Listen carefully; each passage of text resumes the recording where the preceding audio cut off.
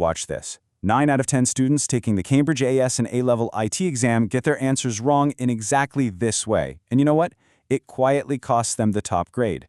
Seriously, we're talking about the massive difference between writing an answer that feels right to you and an answer the examiner is actually allowed to give marks for. Today, we're breaking down utility software and system architecture, but we're doing it by hacking the exam mark scheme. Let me show you the exact mistake before you make it yourself. Okay, let's just dive right into it. Listen to this answer. Supercomputers are fast. They process data quickly. Therefore, they are essential for big calculations. Now, it sounds factual, right? I mean, it's true. But this answer scores an absolute 0 in a high-level exam. Why? Because it is just generic fluff. Examiners literally call this the generic answer trap. You stated a basic truth, sure, but you've given 0 context, 0 specific syllabus terminology, and 0 practical application. So, the real secret here lies in the contrast. The top-band answer doesn't just say a computer is fast, it explains why that speed actually matters in a specific context. Listen to this improved version. High speed is critical because the data volume is massive and time-sensitive, allowing for timely public warnings in real-time weather forecasting. Do you see the difference there? The top-band response anchors the capability of the hardware to a totally real-world scenario. That is what gets the points.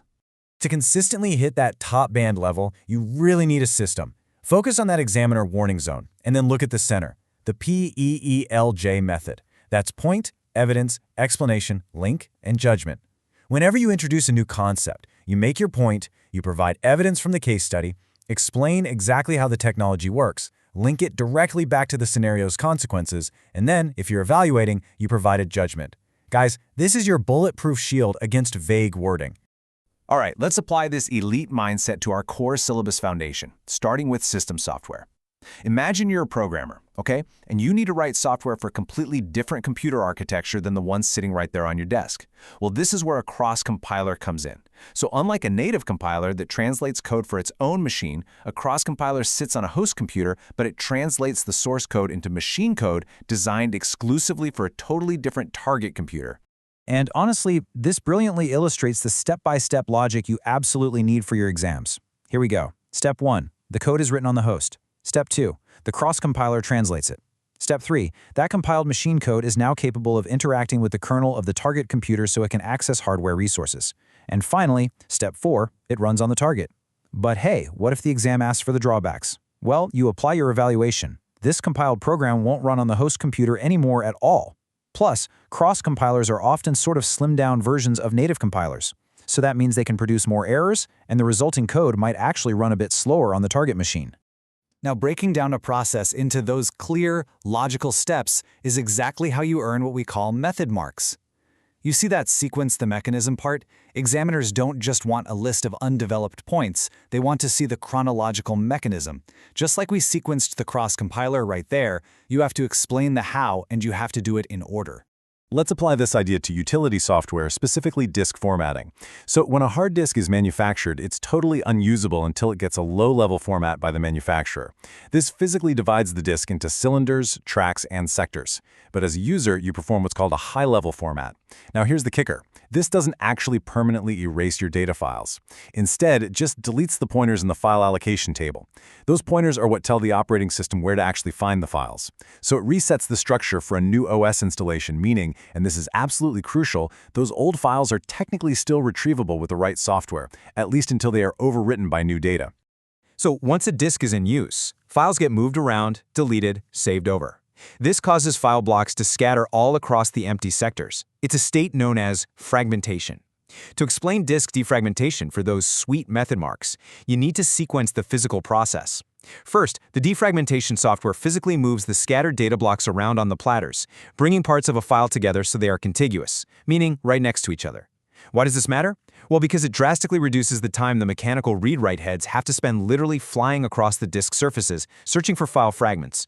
Ultimately, it makes data retrieval significantly faster. Okay, to really ace this section, we're going to rapid fire through a few utility essentials.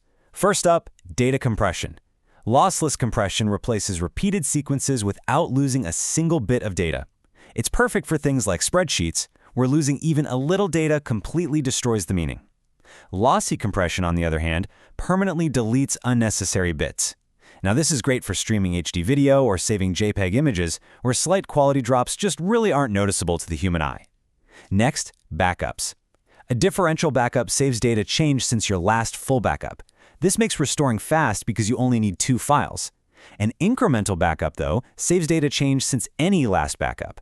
This saves you storage space for sure, but it makes restoring the entire system much more complicated. Then we have antivirus utilities, which detect and quarantine malware. You absolutely must be able to contrast the 2 main mechanisms here. Signature-based detection is kind of like a fingerprint scanner. It compares sequences of bytes in a file against a known database of viruses. It's very safe, but totally useless against brand new unknown threats. Heuristic-based detection, on the other hand, is dynamic. It looks for suspicious behavior, like a program trying to suddenly alter files, and it often runs the file in a safe virtual sandbox environment first to see what it does. But watch out, because heuristics can trigger a false positive, where it flags perfectly safe software just because its code looks a little bit suspicious. So how do we lock all these different utilities into our memory? We use the 4-prompt logic framework. Basically, for every single piece of utility software we just covered, ask yourself 4 things. 1. What is it? 2. How does it work? 3. Where is it used? And 4. Why is it better or worse than the alternative? If you can run a defragmenter or an incremental backup through these 4 prompts in your head, I promise you, you'll be completely untouchable on exam day. All right, let's test if you've actually absorbed this elite mindset. We're going to do a high-stakes active recall challenge right now. I'm going to share a student's actual exam answer about a smart system. You have exactly 10 seconds to spot the critical flaw that would cause an examiner to strike right through this answer with a red pen. Get ready. Okay, here is the student's answer. A sensor is used to detect the car. The automated system then updates the data within the last year.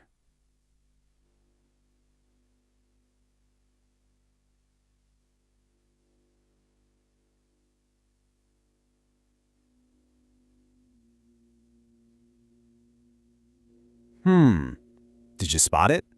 Think about what we've been discussing today regarding specific syllabus terminology and exact mechanisms. So the crucial point here is this. The student fell headfirst into the vague wording trap. They named a piece of hardware, a sensor, right? And they stated that it detects a car, but they entirely failed to explain the how. What kind of sensor is it? Magnetic? Infrared? And how is that analog data converted to digital data? How is it processed by the central server? By just writing updates to the data, they failed to anchor the theory to the specific smart parking scenario, and boom, they lost all their method marks. Now, to fix this, top candidates use a 3-pass revision cycle. Let's look at checking concepts like the inference engine in an expert system. Instead of just memorizing some vague definition, elite students analyze the arrow path. They explain exactly which stage of processing is taking place. You see, an inference engine doesn't just think. It applies rules from a rule base to the data in a knowledge base to deduce a logical conclusion.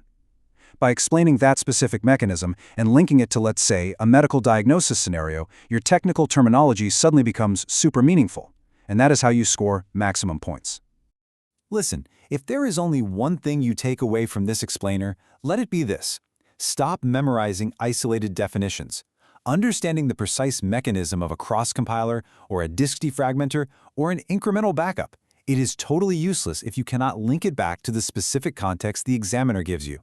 You have to prove that you know exactly how the technology impacts the user. So that is utility software and system architecture actually understood, not just memorized. The real question is, are you ready to apply the PLJ framework to your next past paper? Which IT mechanism are you going to deconstruct first? If this explainer made it click for you, make sure you're subscribed for more elite strategy breakdowns. Let me know down in the comments which topic we should hack the mark scheme for next. Keep practicing, keep anchoring your answers, and I will see you in the next explainer.